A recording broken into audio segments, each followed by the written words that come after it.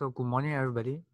So today we'll be covering mainly the Singapore strategy, which will be covered by Paul, followed by the US banking sector, which is covered by me, and the telecom sector initiation, which will be done by Alvin. So first of all, we'll start off with the 2019 US banking sector outlook.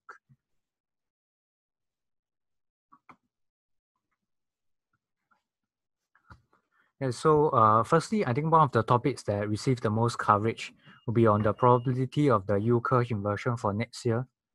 Based on data of the past 9 recession, we found that a recession usually begins 15 months after a yield curve inversion. Since the yield curve has yet to invert, it is unlikely that 2019 will end in a recession. We also predict that there will be a correction of the yield spread this year. The front end of the yield curve is mainly affected by the federal rate hikes. So there are recent comments by Federal Chairman Jerome Powell reaffirms the Fed's dovish tone. So it's likely that there will not be more than 2 rate hikes for this year. Whereas if you look at the back end of the yield curve, which is the long-term interest rates, it is mainly affected by the supply and demand of long-term treasuries. There will be mainly 3 factors that will result in a rise in the long-term yields. First will be the Fed is rolling off 500 billion off its balance sheet. So this will remove a major captive buyer for treasuries. With the Fed scaling back their security holdings by reinvesting fewer of their maturing treasuries back into the market over time, the private sector will have to absorb an increasing share of the treasuries, and this will cause the yields to rise. The second point will be that the tax reforms will bring about a larger fiscal deficit, and the government has to increase issuance of US treasuries. Last but not least, yield spread between US treasuries and other major reserve currencies, such as the German, Japanese, and Swiss, has widened over the years and at an 18-year high. So this central bank intervention has been a major foreign demand driver for US treasuries. We also believe that the deposit costs will rise at a faster rate, but it's likely to be offset by faster loan repricing and relatively low demand for deposits. So after the 9 consecutive interest rate hikes, depositors are becoming more interest rate sensitive and are more likely to switch to higher yield products. As you can see from the figure, the increase in the 30-day commercial paper rate for this current federal tightening cycle is twice as much as that in the previous interest rate hike. Banks are currently passing about 25% of the increase in federal funds rate to depositors, compared with less than 5% in early 2016. But banks have already accumulated huge amounts of deposits after the 2008 global financial crisis. And the loan to deposit ratio for large cap banks remains low at 63%, while the industry standard for loan to deposit ratio is about 80 to 90. So coupled with the recent tax reforms, there's currently less demand for deposits as banks have excess capital to make new loans. So it is likely that the repricing gap will not narrow because loans are being repriced in months while deposits are being repriced in years. Next, we believe that capital spending on small businesses is likely to drive commercial and industry loan growth as they remain upbeat about the economy.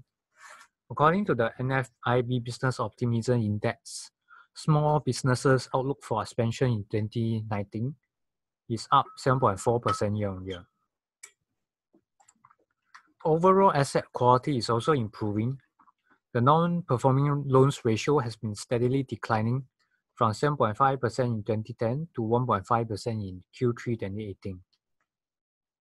Banks have also been tightening their credit loans. So according to the Credit Access Survey, the proportion of the respondents who have an account shut down by the lender was the highest since the survey was launched in 2013. In terms of valuations, the PE ratio for the US banking sector is currently below the 1 standard deviation and at 25-year lows. while the price-to-book ratio is currently below its historical average. It currently has the lowest PE and PB ratio out of all the other sectors. Therefore, we believe that the US banking sector is currently relatively oversold and is expected to trend higher in the upcoming year. We are calling overweight on the US banking sector and including it as one of our 2019 focus sectors. So some of the ETFs that track the performance of the US banks will be the Invesco KBW Bank ETF and First Trust Nasdaq Bank ETF.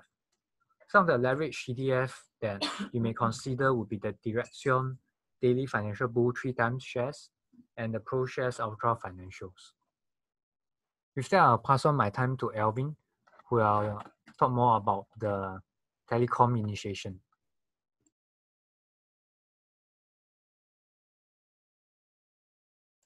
Thanks, Edmund. So we initiate the telecom sector with an overweight rating based on these three investment theses. The impact of TPG telecom entrance into Singapore is contained, and the enterprise which provides growth drivers for the telcos. And also the upcoming capex for 5G should be gradual and not be a cause for concern. So we have a buy initiation for Singtel, accumulate for Starhub, and neutral for M1.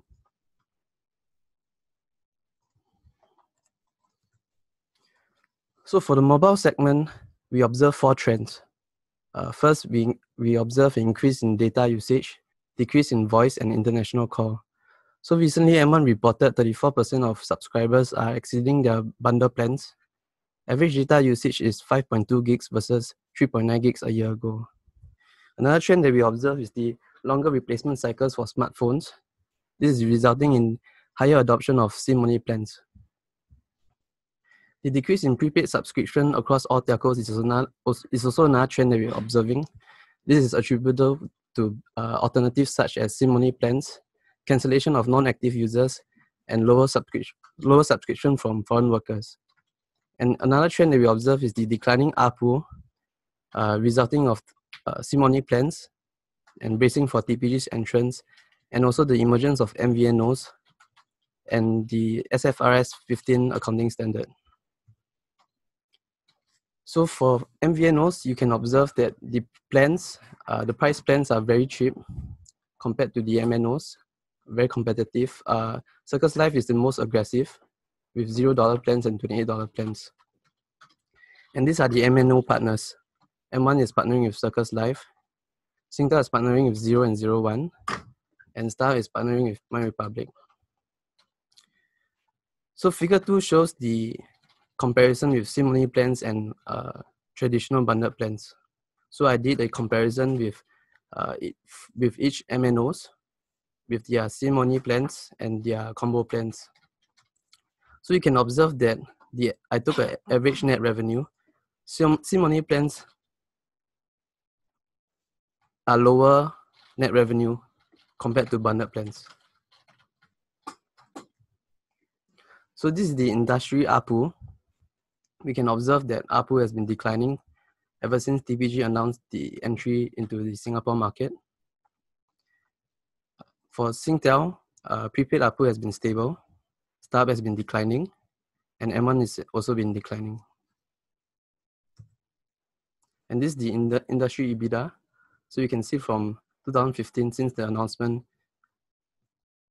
EBITDA has been dropping. So for the pay TV segment, it's been disrupted by OTT players such as Netflix and Amazon Video. The market contracted 8% year-on-year, or 65,000 subscribers.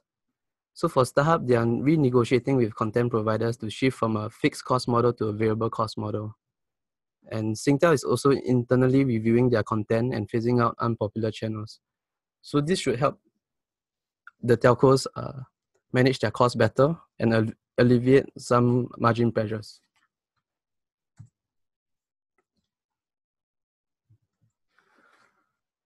So why we think that the TPG entrance into Singapore is contained is mainly two reasons.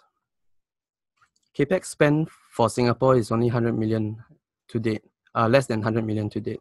So they have announced that they will be spending 200 to 300 million To give you a comparison, Starhub has spent 600 million to date for the 4G network.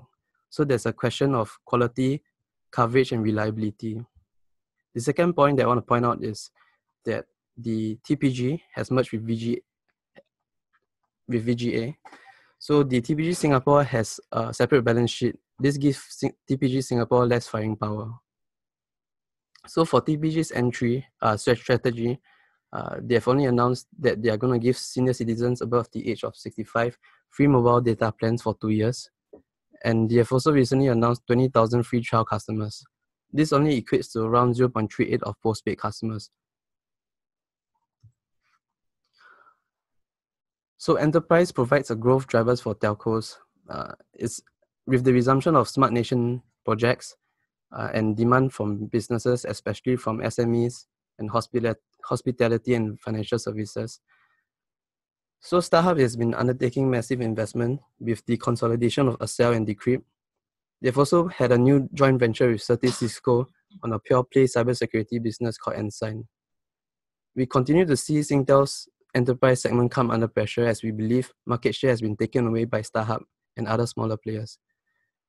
Singtel managed services revenue shrunk by 3.7% year-on-year. We believe Singtel is losing its ability to price at a premium because of new entrants like Starhub. For the 5G network, this will be a 2020 event, most likely showcased in Japan in the Summer Olympics. So the standard for 5G has not been fixed yet, but rumor has it that it will be on the 3.5 bandwidth. So currently Singapore is using the 3.5 bandwidth for satellite, so government may have to let up this space for the telcos. So for 5G, the use case for consumers is not as strong. It's more for enterprise use. So use cases are like driverless cars, remote surgery, port authority, and agriculture. So as far as CAPEX, we do not see a nationwide rollout since there will be no strong use case for consumers. So CAPEX will be done gradually and should not be a cause for concern for the telcos. So moving on to M1. So there's a voluntary general offer by Keppel Corp and SPH for all M1 shares at $2.06 per share. Deemed interest of both parties is currently at 33.27%, and the earliest possible close date is at 10 Jan 2019. So we think the VGO will be successful because IMDA is unlikely to reject, although it's pending IMDA approval now. Minimum acceptance is 17%, and it's not subjected to Axiata's acceptance. So we think shareholders should accept the VGO because M1 is most exposed to TPG's entrance into the market, as 80% of its revenue is derived from the Singapore mobile. So moving on to Starhub. So this is the investment thesis. We initiate coverage on Starhub with an accumulate rating and a target price of $1.88. So I've explained this too already. We are anticipating growth in enterprise due to the resumption of Smart Nation initiatives. And also the pay TV business could improve with better cost structure. TPG is also unlikely to pose a serious threat. And the $210 million restructuring exercise will help cushion the decline in mobile and pay TV business. So figure 1 shows the FY17 and FY18 revenue breakdown. So we can observe that there's a decline in mobile and increase in sale of equipment. This is mainly due to the accounting standard. We continue to see pay TV weakness. Broadband is stable and we're observing growth in enterprise. So for figure 2, I would like to highlight first Q18. As of first Q18, MyRepublic has partnered with Starhub as an MVNO. So we can see the improve in subscribers due to MyRepublic's contribution. So we can see the prepaid has been declining, and mobile postpaid ARPU has been declining as well, so as prepaid. However, it's stabilizing. So for valuation, our target price is based on FY19 6 times EV/EBITDA. We gave a 35% discount to Starhub regional peers as we are taking a more conservative approach because of the mobile and pay TV business.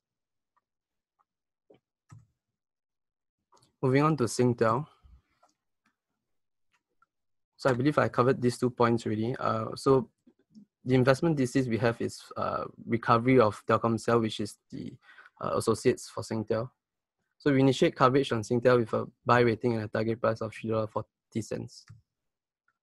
So for Telkomsel, in case you all do not know, Telkomsel is the largest wireless carrier in Indonesia with 167 million customers, and Singtel has a 35% stake.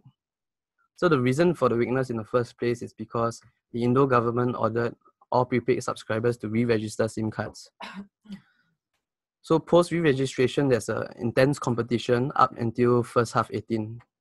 And in second half 18, we observed that Telkomsel is able to hike data prices 4 to 11%. We think this trend is likely to continue as data prices have fallen off quite a bit. The second point is we observe a further upside from data usage as Telkomsel customers still use a lot of traditional voice calls for their daily communication needs. And the third point, 4G smartphone penetration is at 73%. So as a form of comparison, Singapore is around 90%. So this suggests that there's room for growth. So you can observe mobile postpaid has been increasing and prepaid has been declining. So this because of the SIM-only plans.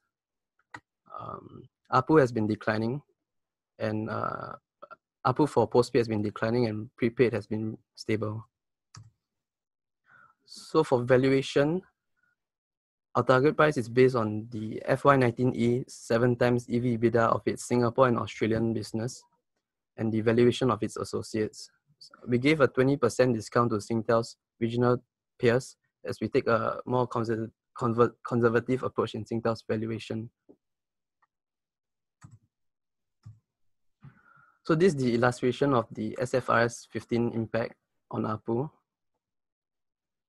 So pre-SFRS 15, the telcos are getting a revenue of $100, but post-SFRS, because retail value of handset has to be recognized when contract is signed, the telcos are only recognizing $50. So do note that this has no impact on bottom line. It's only revenue recognition. So next, I'll pass on my time to Paul, who will be talking about the Singapore strategy. Hi, we will start with week 2 for our Singapore weekly. For in terms of our usual week 2 just short-term views and updates, the key macro events last week was for Singapore at least was the PMI for December. The manufacturing PMI was the weakest in 17 months. It was a similar situation for the US ISM manufacturing survey, which actually collapsed to 28-month lows. On the flip side, the positive was that there was a spike in jobs by 312,000, much better than the estimated 176,000. The other thing that helped lifted the market was the Powell's comments that interest rate policies was not on a preset path, especially when inflation is muted. In terms of the key corporate events last week, there was the news on Thai Beverage. If you recall, in late 2017, Thai Beverage took a 53% stake in Sabeco or Saigon Beer. The effective stake was lower at 26 because they had a 49% stake in the entity that held the whole Sabeco stake, Sabeco 53% plus. But what happened was that last week they announced that they've converted the loan to equity, and right now their effective stake has now jumped back up to 53.2. What has happened is that because the foreign rules for Sabeco has been lifted, so their foreigners can take a majority ownership, and as a result, now Thai Beverage has an effective of 53.2. But at the same time, Thai Beverage did announce that the impact on their EPS will be minimal. I think what has happened is they've taken the effective stake of 53 and not the 26% all along when they did their accounting for the Sabeco interest. So what has happened is that the EPS and NTA has no impact. The other big news on Thai Beverage was that if you recall, the Ho Chi Minh Tax Authority was looking at 136 million overdue sales tax and penalties that they wanted to impose on Sabeco But the Prime Minister's office actually had some discussions with Sabeco, and right now say that this is no longer enforced.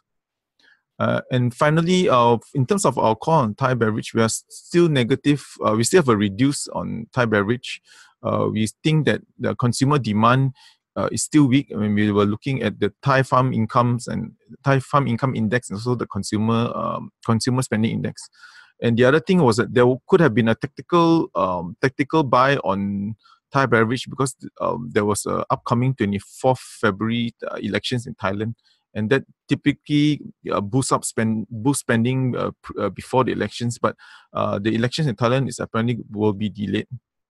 Anyway, we move on to some of our tactical calls. We think that the results for electronic stocks will be weak, but I think there'll be opportunity to buy, especially as our base case is for successful trade negotiations. In terms of key events to watch out for next week would be the 9th of January, more details on the FOMC minutes. And also at the end of the month, there'll be FOMC meeting. But one key data point before the FOMC or the last data key point before the FOMC meeting will be on the 11th Jan, there'll be the US CPI numbers. Anyway, we just move on to our 2019 Singapore strategy. This is just a summary of our 2019 strategy. If you move on to our outlook, we are positive on the market for 2019 and we have a 3,400 target. Although economic data is weak, but we think there's upside to the STI as we expect a reversal of flows back to Asia. Firstly, valuations for the STI are at 10-year lows in terms of both on the PE and even on the dividend yield basis. We also think that the slower interest rate hiking cycle by the Federal Reserve will be especially benefit the non-US dollar assets. Thirdly, our base case is that we think there will be a trade truce between China and the US. Some of the rationale for this is that Trump has reversed many hard stances from North Korea to Iran, and he has to worry about the 2020 elections because so far most of the tariffs have not affected consumer products, and if he were to push ahead with all the planned tariffs, a large chunk of it will start to eat into the consumer product prices. The other reason is that we think that the US growth will start to roll over as the fiscal stimulus fades, and this will again, on a relative basis, makes Asia and even Singapore more attractive. The final thing is that we think there'll be more turmoil in US politics. As you know, the lower house Democrats have now controlled the lower house, and they will form this committee oversight and government reform. And so far, there have been at least 15 investigations planned on Donald Trump. This excludes the Mueller investigation. For this chart, the chart on the left basically shows the PEs for the STI. You can see that they are at their 1-year standard deviation lows. On the right is the dividend yield for the STI. They're one of the highest points since the global financial crisis. Move on to the next chart. This is just to show how the global growth is trending.